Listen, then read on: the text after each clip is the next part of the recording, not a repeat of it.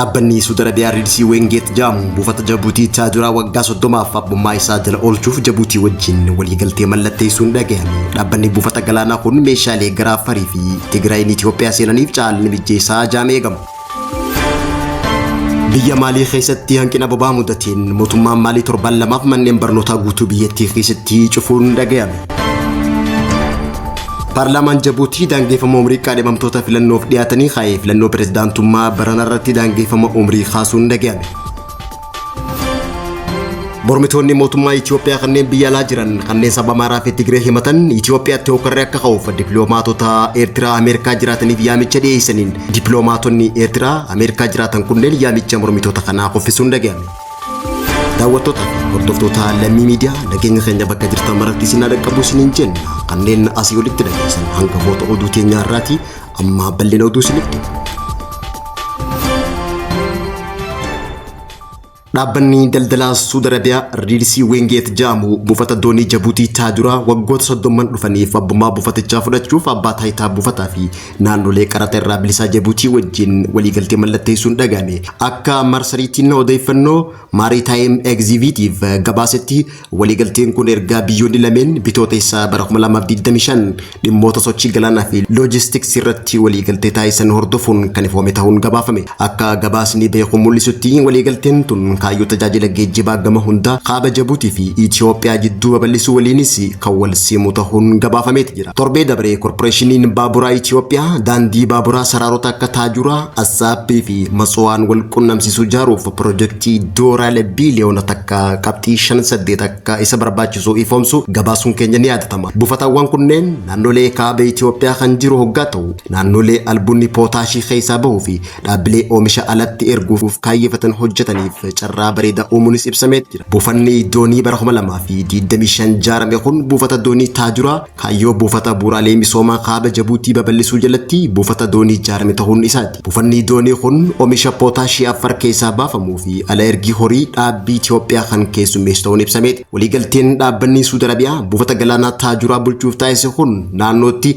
buufata Taajuraa kana filatamaa taasisuu fi akka ta'es ibsamee jira. Waggoota 5 dhufan kanattis humni fe'umsaa kuusuu buufatichaa toonii miiliyoona 500 gahaa jaameeti eegama. Kunis daldala alaa Itoophiyaatiif carraa bareedaa akka uumutu ibsame. Kana malees gaheen Jabuutiin daldala gaafa Afrikaa keessatti qabdu kan dabalu ta'uun ibsameeti jira.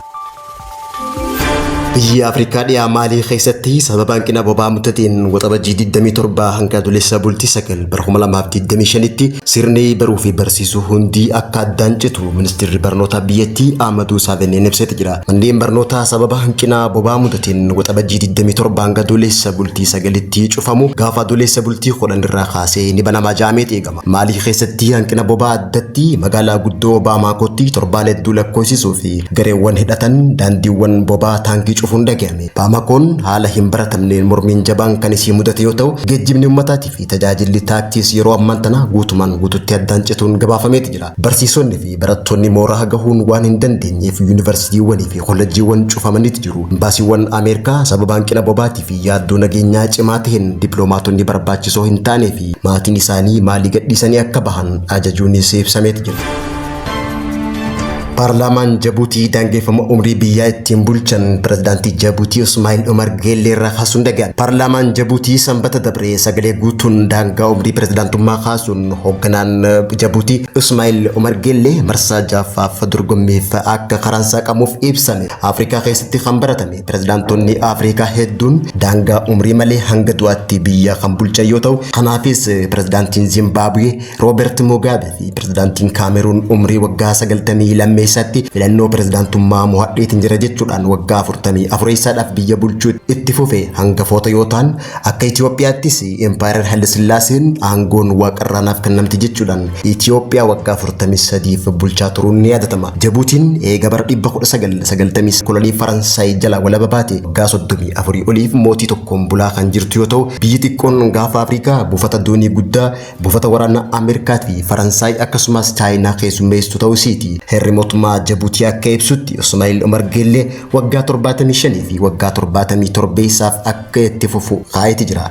Ta'ullee garuu paarlaamaan Jabuutii torban dabre walgahii pirezidaantii ammaa Ismaa'eel Umar Geellee hanga waggaa 77 isaatti filannoo itti aantu hanga Ebla 2025 itti gaggeeffamtu irratti akka hirmaatu raggaasisee jira. Pirezidaantiin Umar Geellee murtii kana raggaasisuu yookaan riiferendamii yaamuu danda'a jedhamee waan sodaatameef ta'uun ibsamee jira. Amma dura gaafa caamsaa 2025 gaafii fi deebii miidiyaa Afrikaa Riippoortii wajjin taasiseen turtii waggaa 5 kan biraatiif balbala baneetiin jira jechuun dubbachuun ni yaadatama. Jijjiiramni heera mootummaa kun naannoo rakkina keessa jiru gaafa Afrikaa, Soomaaliyaa, Itoophiyaa fi Eertiraa jidduutti tasgabbii mirkaneessuuf barbaachisaa ta'uun ibsamee jira. Jijjiirama heera mootummaa daangaa umrii aangawaa kanaa uummanni 80 ol kan deeggaru ta'uun ibsamee jira. Haa ta'uutii malee dhimma jijjiiramuu heera mootummaa kana ilaalchisee pirezidaantii liigii mirga namummaa Jabuutii Umar Alii Ewaadoo Jabuutii keessatti uummanni bakka itti yaada isaanii ibsatan dhaban malee miidiyaa hawaasaa irratti mormiin ka'aa jiraachuu hime. Jabuutii keessatti ce'umsi dimokiraatawaatii fi nagaa akka ta'u gaafachuun fooyyeensi heera mootummaa kun Ismaa'eel Umar Geellee umrii guutuu pirezidaantummaa akka argatu raggaasisee jira.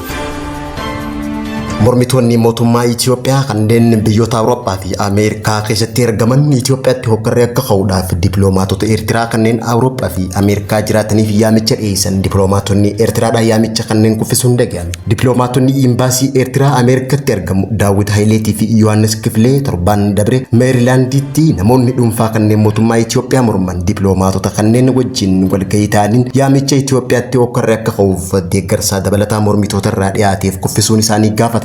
Akka dippiloomaatonni Eertiraa yaamicha hokkaraa didan kunneen ja'anitti jeequmsi akka tasaa malee kan hokkaraan kaafamu miti jechuudhaan hokkara ardii Afrikaa Madagaskarii fi Neepaalitti yaadachuun hokkara ji'oon kolleessaatti beeylamame fashaleessuun dhaga'ame. Mormitoonni mootummaa Itoophiyaa maqaa saba Amaaraa fi Tigree Eertiraa himatan kunneen Itoophiyaa keessatti muuxannoowwan Neepaalii fi Madagaskar hojiirra akka oolu yaadan ja'anii kan himan ta'uu isaati. Kanneen yaadni isaanii dippiloomaatota Eertiraa kanaan harkaa fashalaa'utu dhaga'ame. Aktivistoonni tokko kanneen mootummaa wayyaanee irratti milkaan tooftaa mootummaa wayyaanee mootummaa Itoophiyaa ammarratti yaalii taasisan milkaa'uu fi dide. Muuxannoon fincila Madagaskar kan Itoophiyaatti akka dhaqqabuuf hawwii qaban guddaa ta'uu dippiloomaatonni kunneen ibsanii jiru. Mormitoonni mootummaa Itoophiyaa kanneen muuxannoo Neepaalii fi Madagaskar Itoophiyaa magaalaa Finfinneetti akka ka'uuf yaalii taasisaa jiran ta'uun himamee jira. Waraanni saayibarii ammaa jiru fuula haarawaa gara miidiyaatti fiduudhaan xiinxala daataa irratti hundaa'e taasisuun qoqqoodinsaa fudhatama uummata biraa dhabuun tattaaffii taasisaa jiraachuun dhaga'ame. Haa ta'uutii malee yaamicha jeequmsa fudhatama dhabuu isaaniitiin kan mufatan mormitoonni kallattii haarawaa dippiloomaatotaa fudhachuu dhiisanii kallattii paartiilee Asmaraa jiran wajjin wal arguun